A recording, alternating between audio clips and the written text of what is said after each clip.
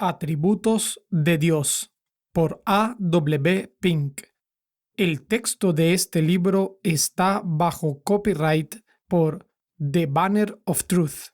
www.banneroftruth.org. Leído con permiso. Narración Ministerio Gloria de Jesucristo.com. Capítulo 2. Los decretos de Dios. El decreto de Dios es su propósito o determinación respecto de las cosas futuras. Hemos usado el singular como hace la Escritura Romanos 8:28, Efesios 3:11, porque solo hubo un acto de su mente infinita acerca del futuro. Nosotros hablamos como si hubiera habido muchos, porque nuestras mentes únicamente pueden pensar en ciclos sucesivos a medida que surgen los pensamientos y las ocasiones, o en referencia a los distintos objetos de su decreto, los cuales, siendo muchos, nos parece que requieren un propósito diferente para cada uno, pero el conocimiento divino no procede gradualmente o por etapas. El Señor, que hace conocer todo esto desde tiempos antiguos. Hechos 15:18. Las Escrituras mencionan los decretos de Dios en muchos pasajes y utilizando varios términos. La palabra decreto se encuentra en el Salmo 2:7, etc. En Efesios 3:11 leemos acerca de su propósito eterno. En Hechos 2:23 de su determinado consejo y anticipado conocimiento. En Efesios 1:9 del misterio de su voluntad. En Romanos 8:29 dice que Él también predestinó. En Efesios 1:9 se menciona su beneplácito.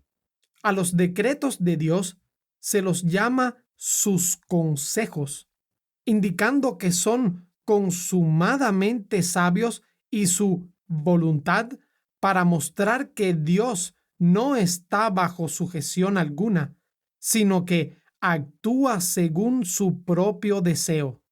Cuando la regla de conducta de una persona es su propia voluntad, resulta generalmente caprichosa e irrazonable.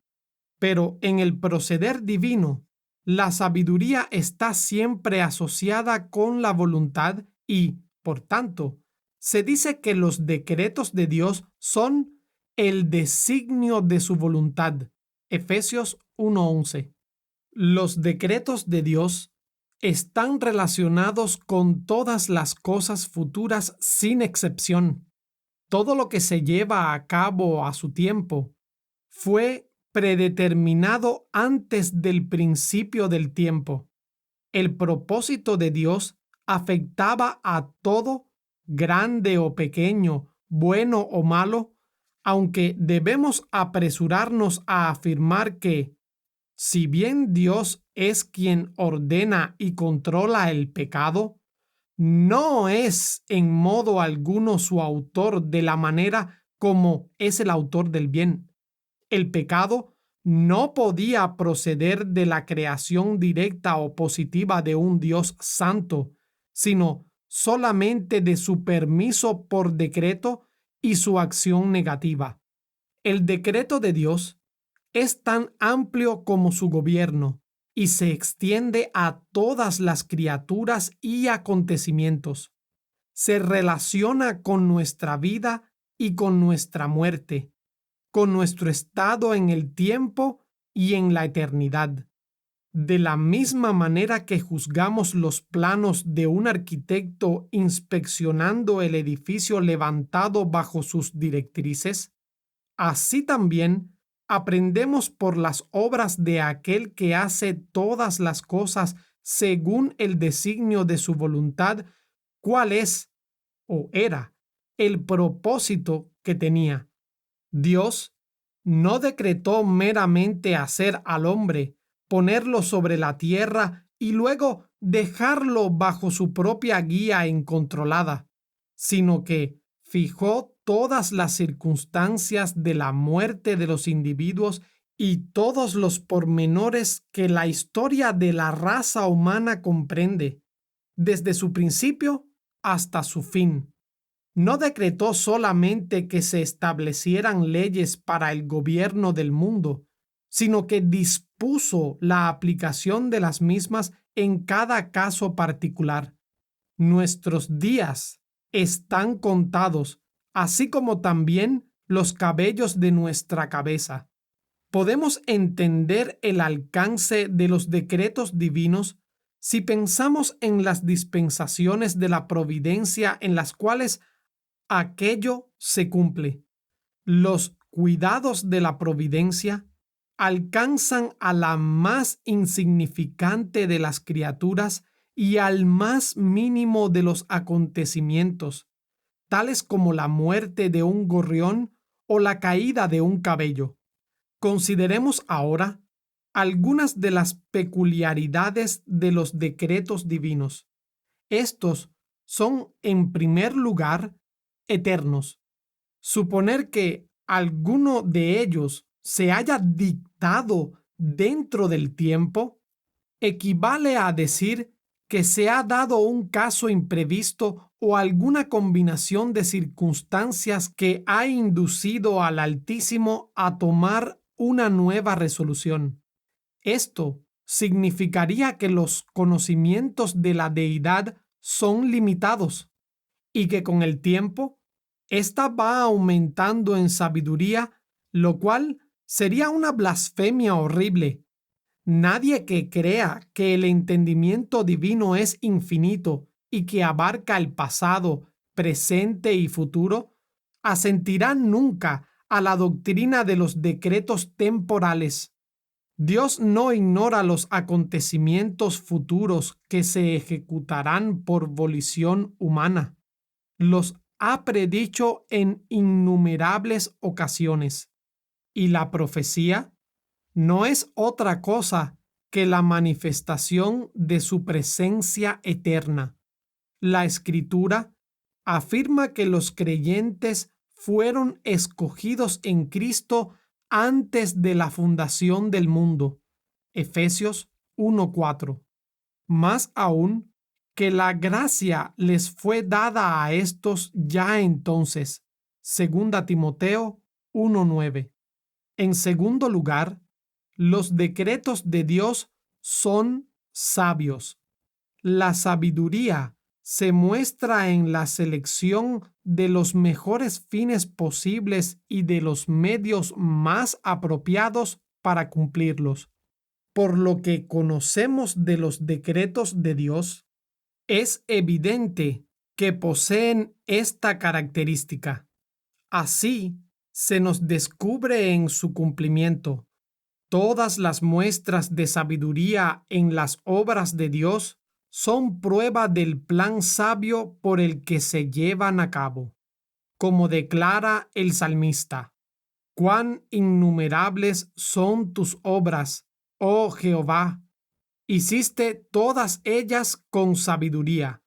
Salmo 104:24.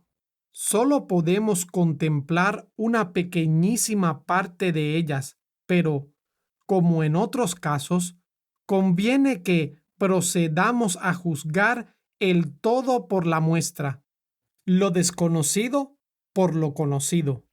Aquel que, al examinar parte del funcionamiento de una máquina, percibe el admirable ingenio de su construcción, creerá, naturalmente, que las demás partes son igualmente admirables.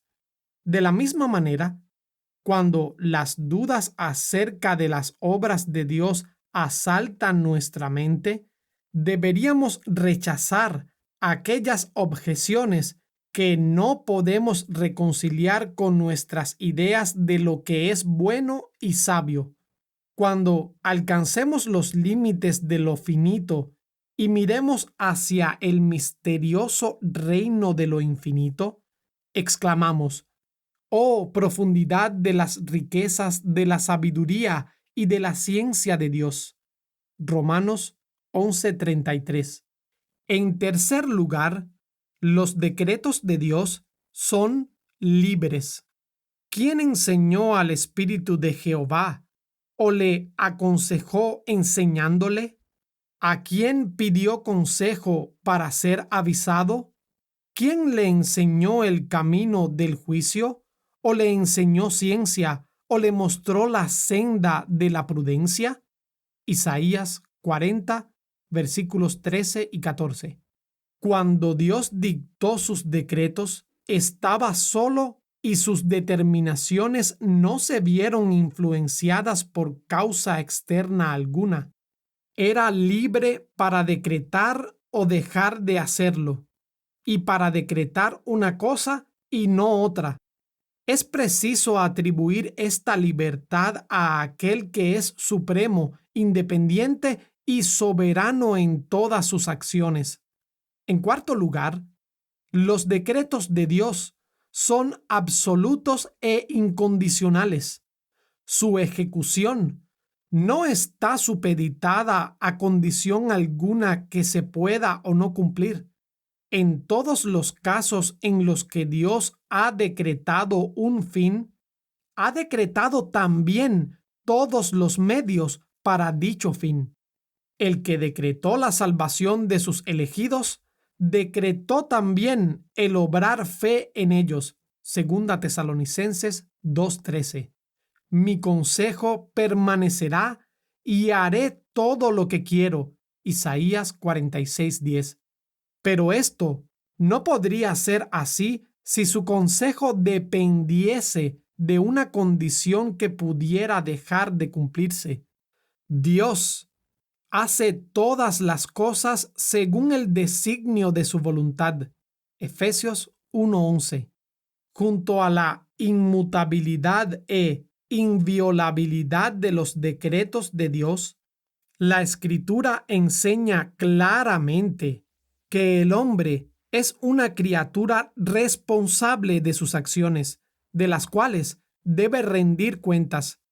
Y si nuestras ideas están conformadas por la palabra de Dios, la afirmación de una de sus enseñanzas no nos llevará a la negación de la otra. Reconocemos que existe verdadera dificultad en definir dónde termina la una y dónde comienza la otra. Esto ocurre cada vez que lo divino y lo humano se confunden. La verdadera oración está redactada por el Espíritu. No obstante, es también el clamor de un corazón humano. Las Escrituras constituyen la palabra inspirada de Dios, pero fueron escritas por hombres que eran algo más que máquinas en las manos del Espíritu. Cristo es Dios y también es hombre. Es omnisciente, pero crecía en sabiduría. Lucas 2:52.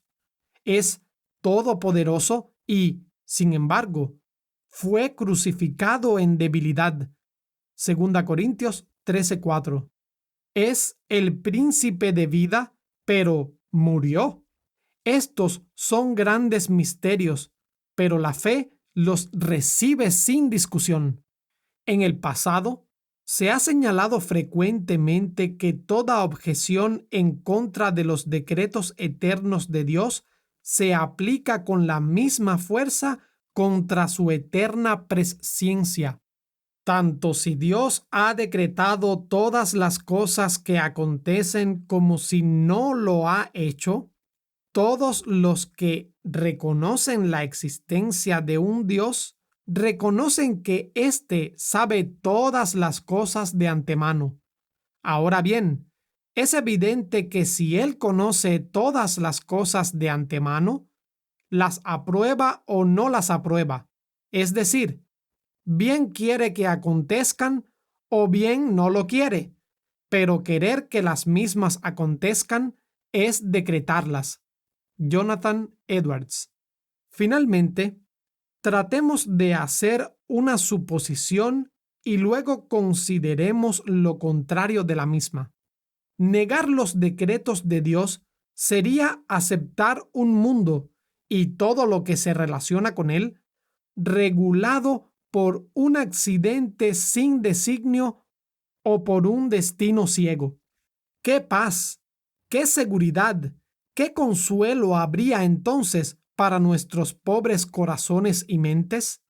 ¡Qué refugio al que acogerse en la hora de la necesidad y la prueba! Ni el más mínimo. No habría cosa mejor que las negras tinieblas y el abyecto horror del ateísmo.